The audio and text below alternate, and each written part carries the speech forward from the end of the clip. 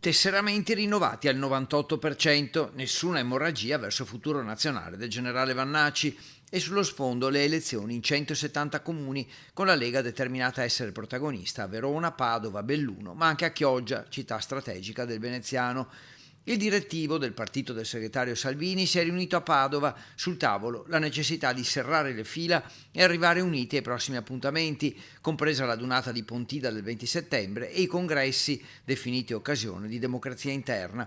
Il dato numerico più importante, sfoderato dai dirigenti, è quello sul rinnovo dei tesseramenti. La prima scadenza era il 30 giugno. Il 98% delle persone che si era iscritto nel 2025 si è anche riscritto nel 2026, quindi questo è un buon segnale perché insomma non c'è questa fuga di militanti verso altri partiti, ma continua poi naturalmente il tesseramento anche per i sostenitori. Dunque ecco la risposta a Vannacci e ai sondaggi che lo vedono in crescita, pronto a strappare voti alla Lega. Lega che non vuole dare importanza ai sondaggi ma punta a mostrare i muscoli, ovvero tessere e gazebo. I risultati si vedranno sempre il giorno dopo le elezioni, basarsi solo sui sondaggi, abbiamo visto sia le regionali che le comunali di Venezia, conta poco perché poi i risultati sono stati stravolti. Noi pensiamo che abbiamo dei validi amministratori che se saranno in campo possono portare la Lega a fare un ottimo risultato. La prima prova da affrontare saranno le elezioni amministrative che coinvolgono decine di comuni ma soprattutto alcune grandi città.